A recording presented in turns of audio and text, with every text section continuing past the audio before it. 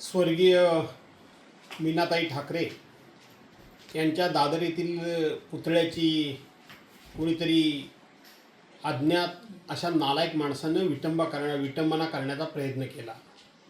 खरं सांगायला गेलं तर स्वर्गीय मीनाताई ठाकरे यांना उभा महाराष्ट्र माँ म्हणून ओळखतात। माँ म्हणजे आई। स्वर्गीय मीनाताई ठाकरे यांनी आपल्या संस्कारानं, आपल्या संस्कृतीनं, आपल्या मायेनं आणि त्याचबरोबर एका अनभिषिक्त अशा पद्धतीच्या नेत्याची पत्नी असून देखील किती सोजवळ होत्या, सालस होत्या आणि त्याचबरोबर प्रत्येक गोष्टीवर मायेची फुंकर घालून त्यांनी शिवसैनिकांना आपल्या मुलाप्रमाणे जोपासलं होतं। आणि त्याचबरोबर या महाराष्ट्रामध्ये एक उत्तम गृहिणी, आदर्श पत्नी आणि आदर्श माता कशी असावी याचं सुद्धा आपल्या वागण्यानं, आपल्या बोलण्यानं, आपल्या संस्कारानं आणि त्याचबरोबर आपल्या अतिशय संयमित अशा प्रकारच्या कृतीनं त्यांनी उभ्या महाराष्ट्राला त्या ठिकाणी आपली ओळख माँ म्हणून करून दिलेली आहे।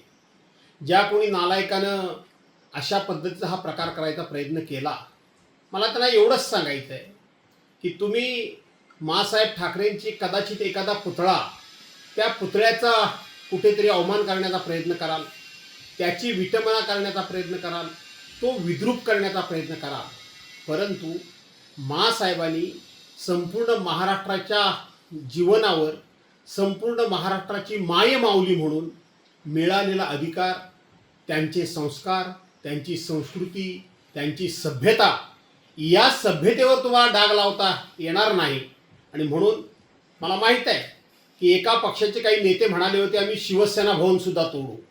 काही नेते जहाल भाषणं महानगरपालिका डोळ्यासमोर ठेवून करायला त्यांनी सुरुवात केलेली आहे। आणि म्हणून त्यातलाच एक भाग शिवसैनिकांना चिडवण्याचा जर हा नसेल ना, याचा विचार करण्याची वेळ आलेली आहे। आजच प्रबोधनकार ठाकरे यांची जयंती आहे।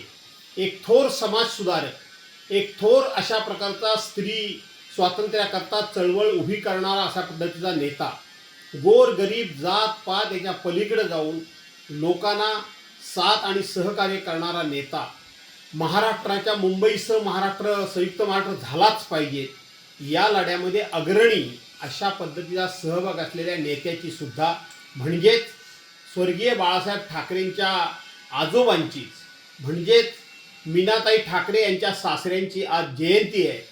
आणि अशा वेळेला हा घृणास्पद प्रकार ज्यांनी कोणी केला त्यांचा मी निषेध करतो। आणि केवळ निषेध नाही तर सरकारनं तात्काळ हे कोणी गुन्हेगार आहेत त्यांना शोधून काढा। कुठे गेले तुमचे CCTV कॅमेरे? कुठे गेली तुमची सगळी पोलीस यंत्रणा? कुठे गेली तुमची संरक्षण यंत्रणा? कुठे गेलं तुमचं पोलीस खातं? जाणीवपूर्वक हे सगळं केलं जात नाही ना, आणि ते जाणीवपूर्वक करत नसाल तर सत्य परिस्थिती महाराष्ट्राच्या समोर तात्काळ सरकारनं आणावी अशी मी त्यांना इशारावाचं आव्हान करतो।